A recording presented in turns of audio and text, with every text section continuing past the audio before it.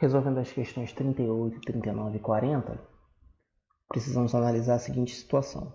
Um veículo de massa de 1.000 kg se deslocando sobre uma pista plana, é importante que a pista seja plana, faz uma curva circular de 50 metros de raio com velocidade de 54 km por hora.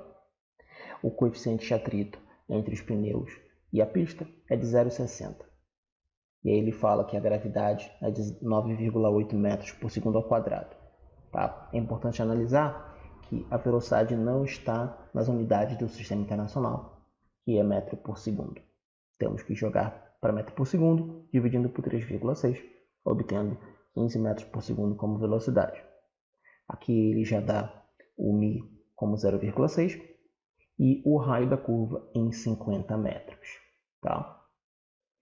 Para a questão 38, ele propõe que o veículo está sujeito a uma aceleração centrípeta superior à aceleração gravitacional. Como calculamos a aceleração centrípeta? Será feito do seguinte jeito. Bom, o nosso carro está numa curva plana.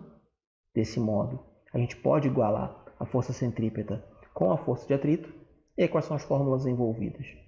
A força centrípeta é a massa vezes a aceleração centrípeta. E a força de atrito é o μ vezes a normal. Ou força de atrito é igual ao μ vezes a massa vezes a gravidade.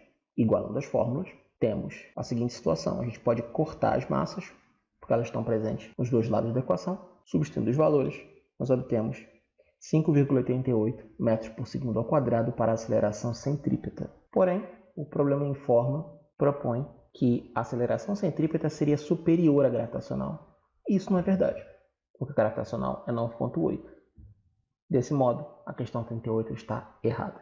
Na questão 39, ele faz a seguinte proposta. Se o veículo estivesse sujeito a uma aceleração centrípeta de 4,8 metros por segundo ao quadrado, então ele faria a curva em segurança sem derrapar. Bom, quais são os dados? Ele deu a massa, o raio, o μ e a gente vai calcular a velocidade máxima.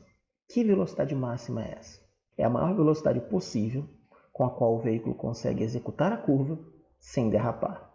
Então a gente vai calcular uma velocidade máxima. Esse valor a gente vai comparar com o valor real do automóvel. Se o valor real do automóvel de velocidade for inferior à velocidade máxima, ele consegue fazer a curva. Do contrário, ele não consegue, ele derrapa. Vamos lá, primeiro calculando a velocidade máxima do automóvel. Igualamos as forças centrípeta e de atrito. Desse modo, temos que podemos cortar os valores de massa. A equação fica desse jeito. Tiramos a raiz, substituindo os valores, obtemos uma velocidade máxima próxima de 17,1 metros por segundo. Agora calculamos a velocidade real.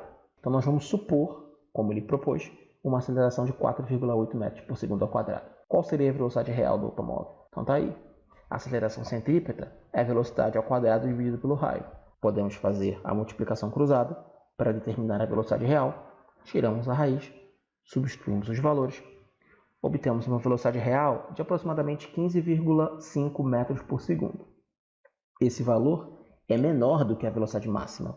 Portanto, o carro não derrapa e realmente a questão 39 ela está correta.